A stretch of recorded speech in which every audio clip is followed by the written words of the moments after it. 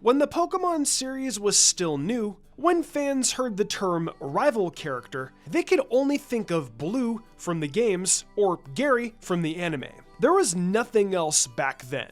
With many more core Pokemon games being out now, we've got plenty of other rivals. Yet, fans will often still cite Blue as their favorite, or even the most important of all the rival trainers, even saying he was the strongest rival of them all. There's of course the opposing side, claiming that Blue is actually overrated. So today, I'd like to analyze Blue. Is he the strongest rival in Pokemon? What is his value to this series exactly? How does he compare to the other rivals in this series? Before you're able to do anything in Gen 1, Professor Oak already mentions Blue to the player, or whatever you chose to name him. In my case, Butthead. In fact, he's your first real battle in the entire series, which is actually a pretty big deal considering how massive this franchise will become. Definitely a feather in the cap of Blue as far as importance in the series goes. Unless you're playing the yellow version of Gen 1, Blue's Pokemon choice will be based on the starter you chose, always being the counter type. So if you pick Charmander, he'll pick Squirtle. It's as if he never cared about which Pokemon he ended up having, as long as he was able to beat you and satisfy his ego. This is in some ways a knock against him as a strong trainer in the original games. He's an arrogant trainer that plays to win, and he may not be relying entirely on just skill. It's like, at first, he goes for what he sees as the easy win route. As the player goes through their adventure in Kanto, Blue is always notorious for showing up at really bad times, when you haven't actually healed up your Pokemon yet, and then forcing you into a battle with him. He's a little stronger than your average trainer you'll bump into during most of these encounters, so this could result in a game over for some unlucky players on their first go. Some of the areas are near Pokemon centers, but some players may have been exploring before actually visiting that center, like in Cerulean City. But is that a really good way to judge how strong he is? It almost feels like he's hiding behind a rock just to jump poor Red, who just had to battle dozens of trainers. I don't think it's worth bringing up most of these encounters in detail, as Blue himself also seems to be learning and growing along the way, just like the player. However, I do find the level gap between his final two battles with you to be pretty silly. His starter will go from level 53 to 65 just going through Victory Road apparently. Maybe Blue owns some kind of rare candy farm. It would turn out that, of course, Blue had become the Indigo League champion during your own journey through Victory Road. This is where Blue's strength needs to be taken very seriously within the canon of the series. He defeats Lance to become the champion, and Lance himself is considered to be a pretty legendary trainer. Blue becoming the champion set the bar really high back in the day, and unfortunately, a lot of fans would end up putting some pretty unfair expectations for future rivals in later games. Suddenly, every rival wasn't cool if they hadn't achieved some crazy feat in the eyes of many. Blue's team as champion is kind of interesting in hindsight. It's kind of basic compared to some of the other teams that would come later for final battles and other champions. But this is from a time where there were only 151 Pokemon in this series, so this wasn't seen quite as basic back in the day. In fact, it was seen as an overall pretty solid and diverse team. A part of his team will of course vary depending on what starter he chose. If he has Charizard, for example, it'll be accompanied by Pidgeot, Alakazam, Rhydon, Exeggutor, and Gyarados, ranging from levels 59 to 63, with his starter at level 65. Exeggutor and Gyarados function as replacements for Venusaur and Blastoise if he didn't start with either of those, and he'll use Arcanine in Charizard's place if he didn't choose Charmander. Of the three versions of his team in Red, Blue, and Green, I think his team with Venusaur is his strongest. There are two major reasons for this. Venusaur, the starter, that is sometimes referred to as the best mechanically within the Gen 1 games, has the best moveset out of all the starters that Blue can have on his team. It'll have Razor Leaf, Mega Drain, Solar Beam, and Growth, a pretty complete set of effective moves to use. I can see the argument for Blue's Blastoise maybe being a bit better, as it'll have actual coverage with Blizzard. But at the end of the day, it isn't given an attack with more reliable accuracy like Surf. Charizard's moveset is also enough to be a threat too, but it could definitely have used Flamethrower or Earthquake in its moveset instead of Rage.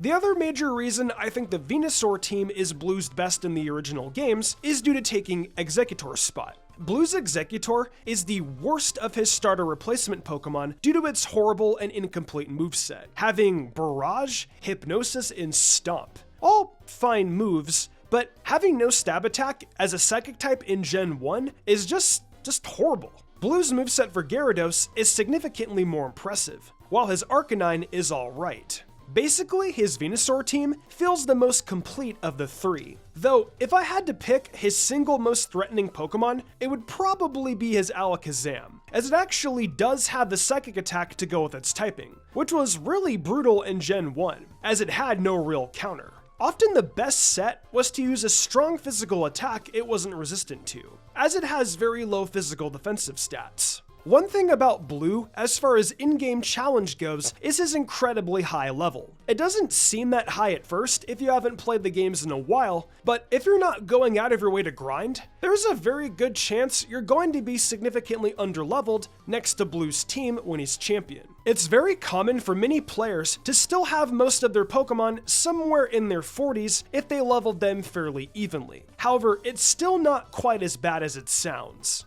The Gen 1 AI isn't as good as later games, as sometimes Blue will decide to use Recover on Alakazam, even though it's already at full health for example, or overleveling a Pokemon with strong coverage to cheese the battle to a certain extent. It can still be extremely challenging in the end, but even without extra grinding, it's far from impossible as long as you play wisely. That being said, this is one of those cases where I think his high level needs to be acknowledged as far as his strength goes, as it does go with the idea that Blue does train very hard. Yes, it's also there to fit his status as the final boss, but the game never needed to go quite this high with him. And even if his team didn't have any Pokemon reaching the level 60 range, he'd still be far more challenging than a champion like Lance. And after all, he did canonically defeat Legendary Lance in the end.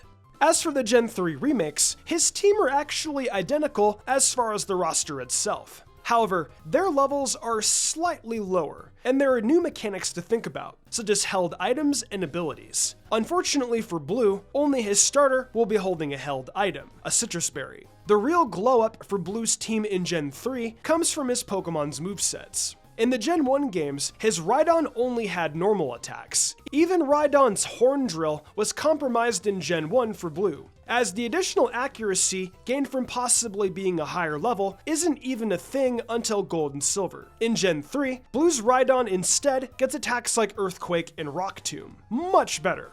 Not to mention Exeggutor gets an actual stab attack, and if he's using Charizard, it gets to take advantage of its flying stab with Aerial Ace. And his alternate options of Arcanine even gets Flamethrower over Ember. His team's move pool is just an all-around upgrade. Does that mean his Gen 3 incarnation is more difficult? Well, that's hard to answer. He has no held items, while the player will almost definitely have something held on every single one of their Pokemon, even if it's not the best stuff. You're probably not going to be quite as underleveled either, which is a pretty big deal. But Blue will also have a superior AI, so he will be making better decisions than before. So I think the Gen 3 version is potentially more difficult. But the bigger level gap in Gen 1 may make it consistently more difficult for players that skipped a lot of trainer battles. It'll depend on how much you built your team and how you chose to play up until the Elite Four.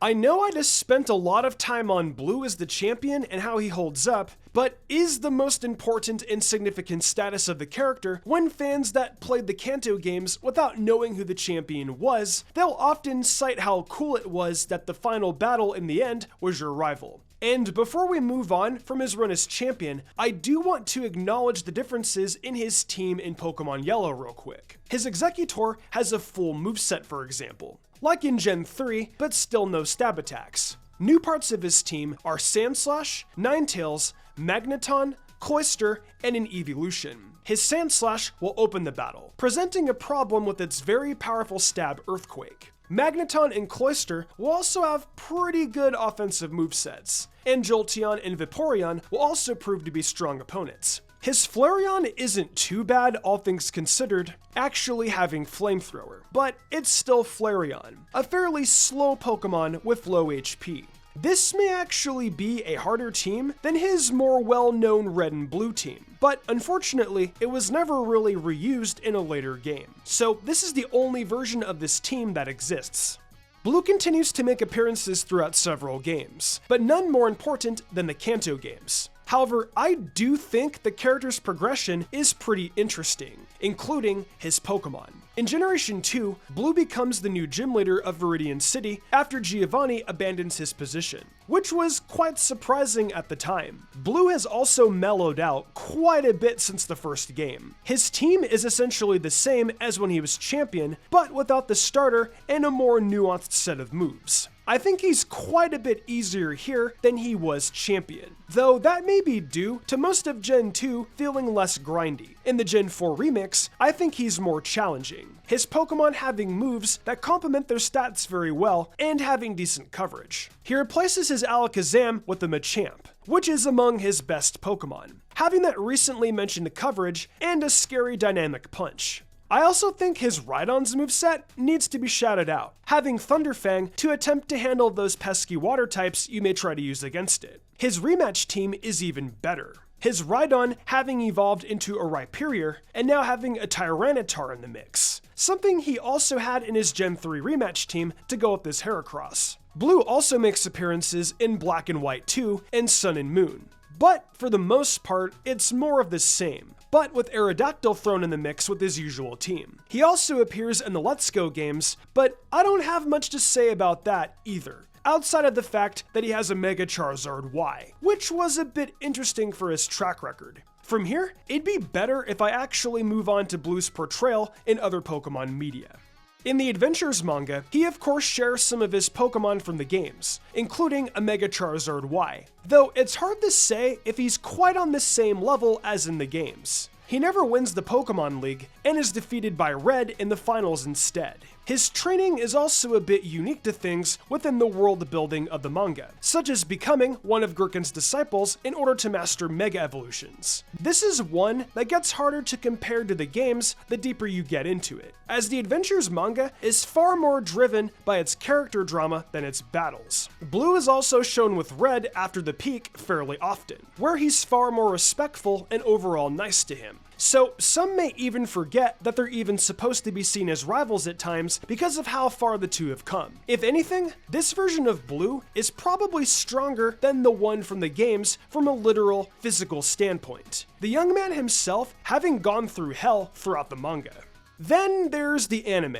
Well, I guess it'll depend on which you're talking about. In Generations, he's pretty much the same as in the games, but in the long-running anime, he's more well known to us as Gary Oak, or Shigeru if you're a fan of the sub. I'm pretty comfortable saying that this version of the character isn't as strong as the game version we've spent most of our time discussing. But I don't think that was ever the intention with Gary. The big difference in terms of battling is that he was able to defeat Ash, who was Red's counterpart for the series, until they met at the Silver Conference. The path Gary would end up taking is quite different from Blue in the end, becoming a researcher and following in his grandfather's footsteps in several ways. Wait, you know what? There's an episode where Gary catches a giant Krabby. Maybe if he'd actually evolved it and used it, he'd solo the entirety of Blue's team, but that's just me. Now, to look at a few of the other rivals in the series for comparison. One that I've actually been thinking about recently is Silver. Like Blue, Silver doesn't really start out as a great guy. In fact, he's probably the darkest of all the rivals, straight up being a criminal. And also like Blue, he does mellow out more as you go on. But just because he's also kind of a jerk, does that make him as strong as Blue? Well, not really. But this is another case of the character not really meant to fulfill an identical role as Blue. Silver is still a pretty memorable rival though, and his final team is very respectable. It's unfortunate that we don't really know what happens to him after Gen 2 and its remake. There are other rivals we could talk about, like Hop and his Legendary, or Barry having a really underrated team. The battle against May or Brendan on Route 110 in Gen 3 is also somewhat of a meme, being surprisingly infamous, enough for me to actually want to give it a brief mention. If you Google that battle, you'll notice how many speedrunners and even some non-speedrunners dislike this battle. Otherwise, May and Brendan are fine as casual rivals, but not really the most memorable. But our question is Blue the strongest rival? And I think if there's one rival that challenges Blue for this title from a gameplay standpoint, in my opinion at least, it's Wally. His fourth team in the Gen 3 remix is one of the most complete, fundamentally sound teams you'll encounter in the series. Roserade, Talonflame, Azumarill, Magnezone, Garchomp, and Gallade, all with full, solid movesets and held items. Characters like Hop and N have legendaries on their team, but Wally's mentioned team feels so perfectly complete, and is possibly the most complete of any rival in the series. If you're just going to go by their best teams, it's a really close one. Definitely a fierce battle for sure. What about from a story standpoint? I think the title of Strongest Rival is probably more comfortably in Blue's hands in that case. N is a pretty interesting character, and it's possible that he could defeat Blue in a battle, but that's tough to say. His teams are less static than other rival characters. He has also technically defeated Alder, who was the champion of Unova at the time. And would he have his legendary? Does he need it? They're two completely different characters with completely different training styles and backgrounds. It's kind of hard to even imagine them in the same room having a conversation. I feel like most fans would still lean towards Blue as the strongest rival from a story point of view. But while reasonable, I don't think that's something that should be accepted as absolute fact. But what do you think? Do you believe that Blue is the definitive strongest rival in Pokemon? The series has gone through quite a bit over the years, and personally, I'm not so sure if there's a clear answer. He's definitely among the very top, however. Also, how do you feel about the other incarnations of Blue, like the manga and anime? Where do you think he ranks in those universes? I want to see all your thoughts down below. Welcome back to the outro, folks, your favorite part of the video. Thank you for enjoying another Mystic Umbreon video. We made it through the end of the 8th generation, and now we begin the long trek into late 2022 where Pokemon Scarlet and Violet await us. It's a whole new world we'll live in, but we still gotta catch them all. However, there's still a ton of videos to do and experiences to have until then. If you're interested in more Mystic content, check out my TikTok and the Mystic Umbreon Shorts YouTube channel. If we get the 10K followers on TikTok, I'll be doing a viewer's choice video. If you like Genshin Impact, check out my Genshin channel Teibachinary. So if you all enjoyed, be sure to leave a like and subscribe for more. See you next time.